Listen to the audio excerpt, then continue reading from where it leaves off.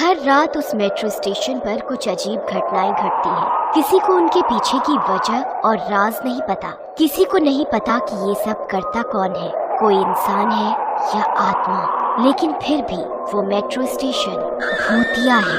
साल 2012 रात का समय, और ये उस रात की आखिरी मेट्रो जिसका बंद होने का समय हो रहा था। मेट्रो स्टेशन पर पहुंची। उसमें ज्यादा लोग नहीं थे और इस समय स्टेशन पर कुछ जगहों की लाइट्स भी ऑफ कर दी गई थी।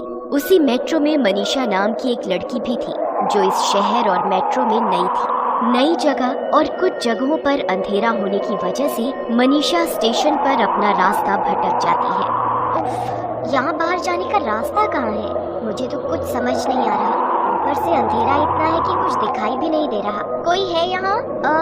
क्या कोई मुझे यहाँ से बाहर निकलने का रास्ता बताएगा? मनीषा मदद के लिए आवाज लगाती हुई एक अंधेरे कॉरिडोर की तरफ पहुँच जाती है और तब तक मेट्रो स्टेशन बंद हो गया होता है। कहीं से मदद की कोई उम्मीद न दिखते हुए मनीषा घबरा जाती है और रोने लगती है। तभी उसे अंधेरे कॉरिडोर के अंदर से किसी की आवाज सुनाई देती है। क्या हुआ? इतनी तेज क्यों रो रही हो? अकेले रह गई क्या यहाँ? आवाज सुनकर मनीषा डरते हुए कॉरिडोर के अंदर झांकती है, जहाँ से एक लड़का बाहर निकल कर आता है। लड़के को देखकर मनीषा सुकून की सांस लेती है। चलो, कम से कम मैं अकेली नहीं हूँ यहाँ, वरना मैं तो बहुत डर गई थी। क्या तुम्हें बाहर निकलने का रास्ता पता है? मैं भी वही ढूंढ रहा हूँ, पर आज तक मिला नहीं। मतलब अभी तक। कुछ नहीं होता, साथ मिलकर ढूंढते हैं। इसके बाद मनीषा उस लड़के के साथ मिलकर पूरे मेट्रो स्टेशन पर घूमते हुए बाहर निकलने का रास्ता ढूंढने लगती है। तभी घड़ी में 12 बजने की आवाज आती है और उस आवाज को सुनकर वो लड़का चौंक जाता है और फिर मनीषा से बोलता है, मुझे लगता है हमें मेट्रो ट्रैक की तरफ चलकर देखना चाहिए। क्या पता वहाँ से कोई इमरजेंसी एग्जिट मिल जाए। लड़के की बात मानकर मनीषा उसके साथ मेट्रो ट्रैक की तरफ चल पड़ती है, लेकिन वहाँ भी उसे बाहर निकलने का कोई रास्ता नहीं मिलता है। ये कैसा अजीब स्टेशन है, बाहर जाने का कोई रास्ता ही नहीं है। एक रास्ता है। लड़के को ऐसे देखकर मनीषा डर जाती है, लेकिन तभी वो लड़का मनीषा को ट्रैक पर धक्का दे देता है।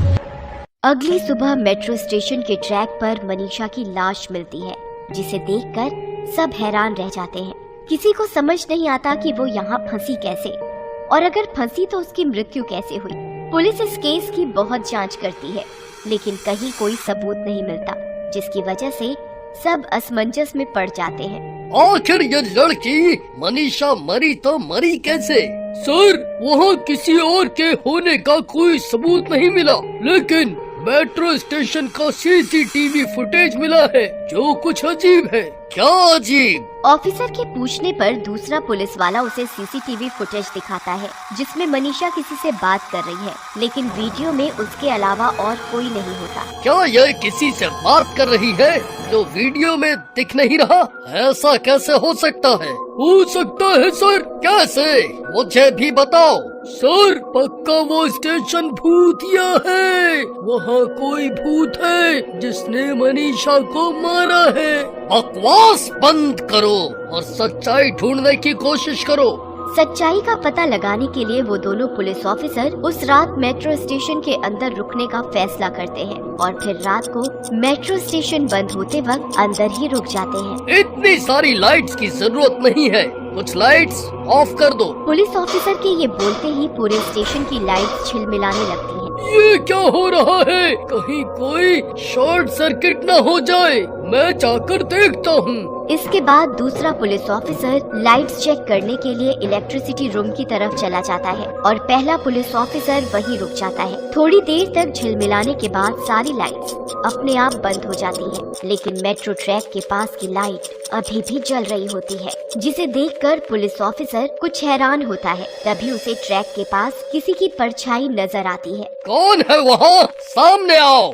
यही पूछते हुए वो पुलिस वाला ट्रैक के पास पहुंचता है, लेकिन वहाँ कोई नहीं होता। तभी उसे अपने पीछे किसी के चलने की आहट सुनाई देती है, जिसे सुनकर जैसे ही वो पीछे मुड़कर देखता है तो वहाँ भूत लड़का खड़ा होता है, जो उस ऑफिसर को ट्रैक पर गिरा देता है।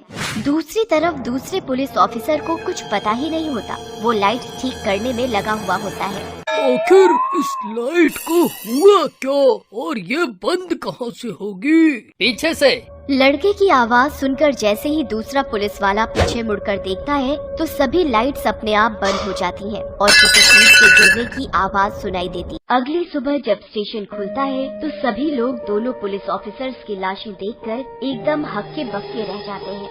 आखिर ये कैसे हो सकता है? दोनों की मृत्यु एक साथ। पूरे स्टेशन की अच्छी तरह जांच करो, कोई सबूत तो जरूर मिलेगा।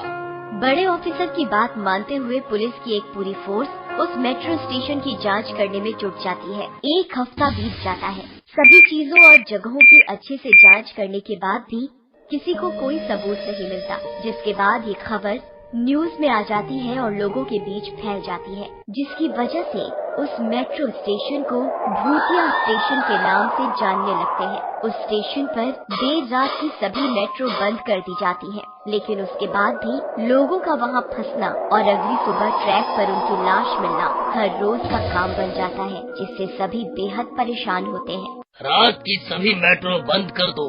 पूरे स्टेशन की जांच के बाद ही उसे बंद किया जाता है। फिर भी हर रोज कोई इंसान वहाँ कैसे फंस जाता है? सर, क्यों न हम उस स्टेशन को ही बंद कर दें? वो शहर का सबसे बड़ा मेट्रो स्टेशन है और सभी मेट्रो से इंटरकनेक्टेड भी है। उसके बंद होने का तो सवाल ही पैदा नहीं होता। हमें कोई दूसरा तरीका सोचना होगा। धीरे धीरे ये रहस्यमय स्टेशन की बात लोगों के बीच खौफ बढ़ाने लगती है। वही अभिषेक नाम का एक लड़का होता है जो हमेशा ऐसी ही भूतिया जगहों पर जाकर उसकी वीडियो बनाकर उसे अपने YouTube चैनल पर डालता है। उसकी भूतिया मेट्रो स्टेशन के अंदर दिलचस्पी होने लगती है और वो एक रात उस मेट्रो स्टेशन पर पहुंच जाता है। रहस्यमय मेट्रो स्टेशन, कहानी तो दिलचस्प है। चलो इसका सच पता लगाते हैं।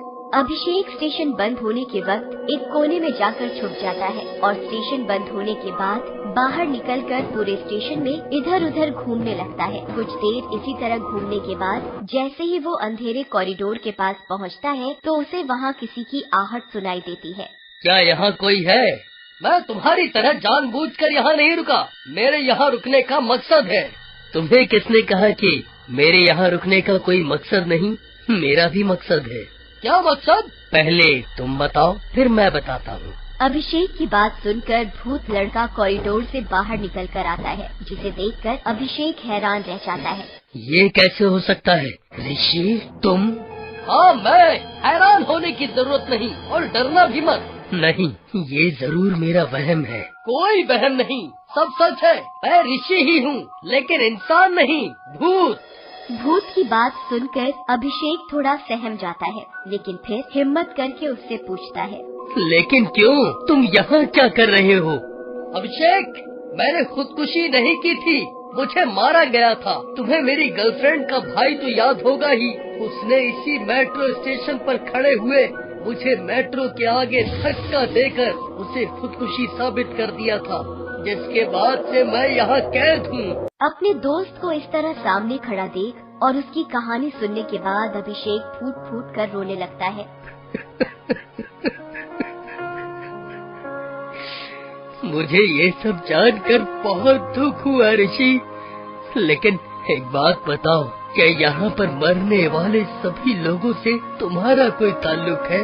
हाँ, उन सबको मैंने ही मारा है। पता नहीं क्यों, लेकिन आधी रात के बाद मुझे अपने ऊपर कंट्रोल नहीं होता और उस समय मैं कुछ भी कर सकता हूँ। पहली बार उस लड़की को मारने के बाद मैंने सोचा था कि अब ऐसा नहीं करूँगा, पर उन पुलिस वालों को भी मैंने मार दिया और फिर ये मेरी आदत बन गई। तुम आधी रात होने से पहले यहाँ से चले जाओ, नहीं तो कहीं मैं तुम्हें भी कोई नुकसान न पहुँचा दूँ। अपने दोस्त की बात सुनकर अभिषेक घबरा जाता है, लेकिन फिर घड़ी में समय देखता है जो 11 बज रहे होते हैं, इसलिए वो वहीं रुककर अपने दोस्त की मदद के बारे में सोचता है। अभी 11 बजे हैं और 12 बजने से पहले मैं यहाँ से चला जाऊँगा, लेकिन तब तक मैं यहीं रहकर तुम्हारी मदद करूँगा। बताओ, मैं तुम्हें यहाँ से आजाद करने के लिए क्या कर सकता हूँ? जिसने मुझे मारा उसे यहाँ ले आओ बॉस। अपने दोस्त की इच्छा पूरी करने के लिए अभिषेक तुरंत उस लड़के को फोन करता है और उसे अपनी मदद करने के बहाने से स्टेशन पर बुला लेता है, जिसके बाद ऋषि अपनी भूतिया शक्तियों से उसे मेट्रो स्टेशन के अंदर ले आता है। स्टेशन के अंदर आते ही वो लड़का ऋषि को वहाँ देखकर भौंचक्का रह जाता है। भूत, ऋषि का भूत। हाँ, और वो यहाँ सिर्फ तुमसे बदला लेने आया है। अब तुम और वो जाने, मैं चला। नहीं, प्लीज मुझे यहाँ अकेले छोड़कर कहीं मत जाओ, ये मुझे मार देगा। तुझे अब कोई नहीं बचा सकता। ऋषि, मुझे माफ कर दो प्लीज। अपने स्वार्थ के लिए तुमने मुझे मेट्रो के आगे धक्का देकर मार दिया। ऋषि, मैं मानता हूँ कि तुम मुझे नापसंद थे, इसलिए मैंने तुम्हें मारा, लेकिन उसकी वजह सिर्फ मेरी नफरत ही नहीं थी। कुछ लोगों ने मुझे तुम्हें मारने के पैसे भी दिए थे। लड़के के यह बोलते ही सारे स्टेशन की लाइट्स ऑन हो जाती हैं और पुलिस वहां आकर उस लड़के को गिरफ्तार कर लेती है। इसके बाद ऋषि भी वहां से गायब हो जाता है और अब उस मेट्रो स्टेशन पर कोई घटना नहीं घटती, किसी की मौत नहीं होती। 7 साल बीत गए, लेकिन वो रात मुझे आज भी भुलाए नहीं। उस रात मेरा दोस्त होने के बाद एक बार फिर मुझे मिला और फिर बिछड़ गया, पर शायद मेरा वहाँ जाना, उसका वहाँ मिलना, सब बस मुझे इंसाफ दिलाने का एक तरीका था। तो बच्चों, इसलिए बोलते हैं कि भले ही कुछ भी कर लो, लेकिन कभी किसी चीज के लिए बुराई का सहारा नहीं लेना चाहिए, क्योंकि उससे सिर्फ आपको ही नहीं, दूसरों को भी बहुत कुछ खोना पड़ता है, और कभी न कभी आपका वो सच सबके सामने जरूर आता है।